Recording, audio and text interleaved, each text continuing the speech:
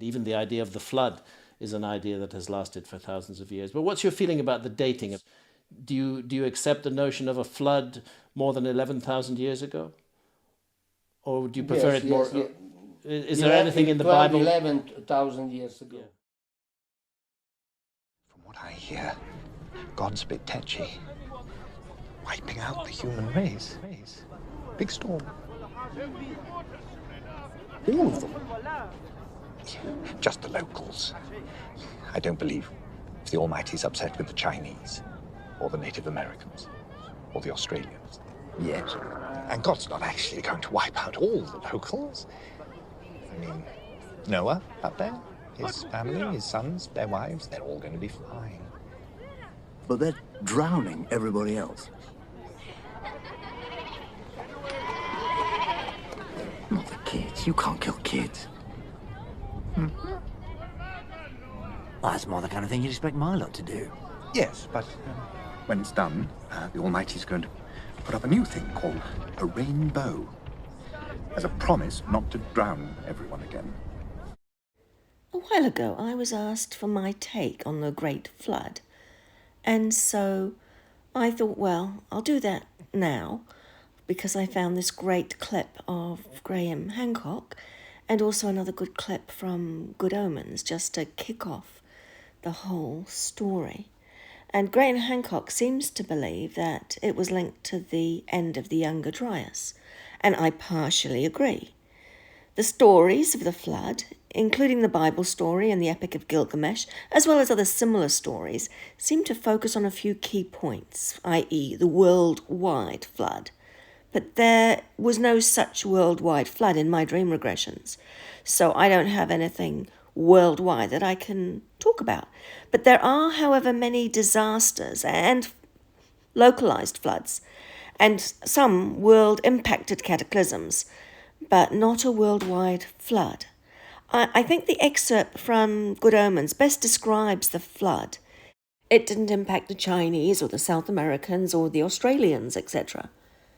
The flood that's most written of, or the flood that we know of the most, was in the Levant, Mesopotamia, Arabia, Turkey area. You know, you get the drift, don't you? It's hard to put it into today's terms. But anyway, the worst cataclysm, from my perspective, obviously, was the tsunami that destroyed Atlantis. And this aligns with Graham Hancock's theory, but it doesn't cover the whole story. Because there were so many localized floods, too many to list out, and these flood stories could easily have impacted a group of people quite significantly in such a way that they may think that it was the whole world. And it's easy to imagine that these stories could meld with other stories and combine. So in order to progress with this episode, let's just assume that the Noah flood story has some truth in it, and that the flood occurred that impacted a region so badly it seemed to be worldwide. So that I can relate to from my dream regressions.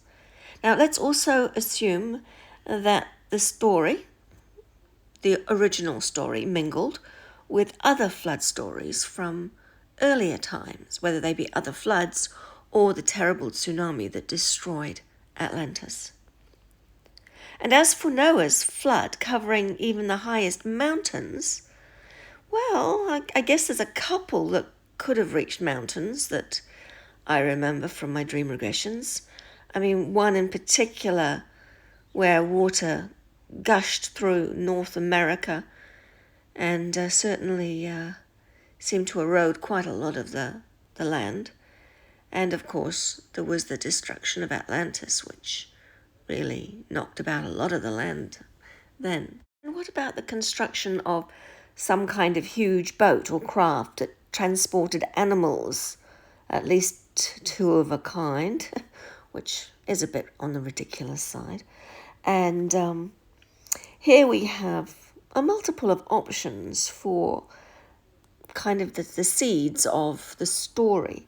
There are the various locations for restarter kits where knowledge, plant seeds, animal and human DNA, etc. was stored by the Atlanteans in case the very, very worst ever happened.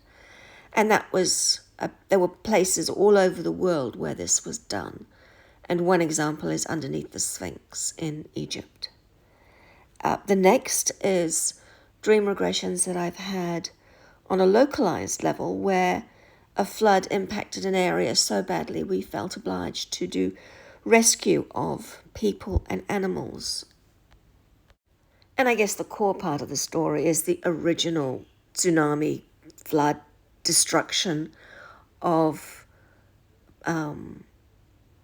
Atlantis, and then the follow-on floods, tsunamis, damage done in the area of the Levant, Mesopotamia, Arabia, Turkey, that part of the world, because that seems to be where this story comes from.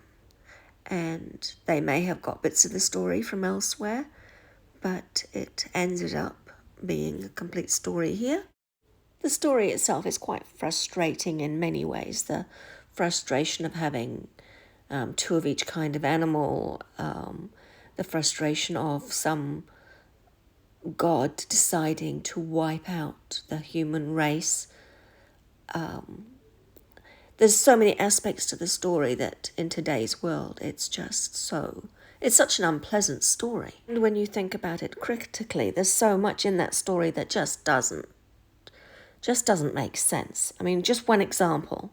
It's not only in the story of Noah, but it's also in other flood stories, that this guy who's in charge of this big boat rescuing animals and people, the two animals and all the people, once they get to dry land and they get off and they go, phew, this is all over, then he takes a couple of the animals, I don't know how many, and kills them to say thank you to the God that had done this to him in the first place.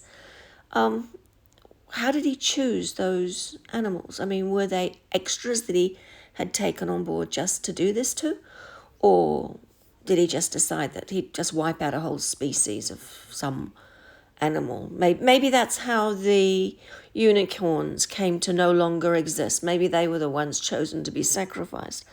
But I mean, honestly, I'm just being sarcastic here because the story is just too ridiculous to make sense, and that's just one element of the story. That you go, really? Seriously? It's just so unbelievable in so many ways. But any God who actually wants you to kill an animal in order to create the smell of meat because he likes the smell of meat, I mean, that's a pretty sick concept when you really get down to thinking about it, isn't it? But hey, that's just my take on it because of my experience with Japan, who had that kind of view of the world. You'd have to look it up in other episodes because Japan was truly an unpleasant character.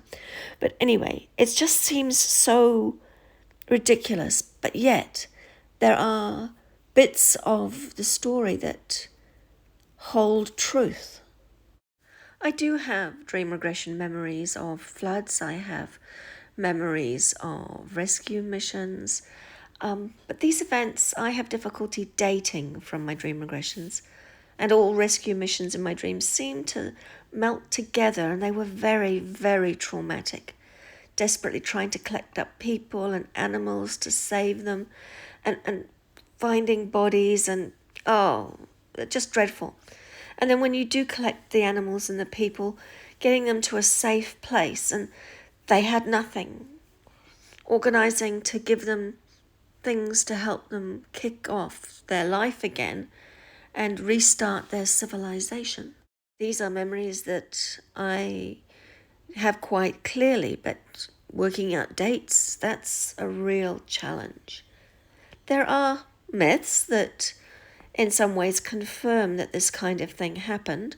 A great example being a tribe in the Amazon who even claim that they were rescued, they were taken to this area in the Amazon, they were given new skills, they were given plants, and they were given ayahuasca. So this is just an example of one of the people, groups of people that I believe this actually happened to. So, what is my take on these stories, whether it be the Bible flood story, the Epic of Gilgamesh, or any of those flood stories? I believe there is an essence of truth in there, but I also believe that stories got put together, stories got exaggerated and changed over time, made to be more interesting. And that's how I believe the story that we hear today came about. And some essence of truth, some exaggeration, some combination of other stories. And the end result is the flood myth.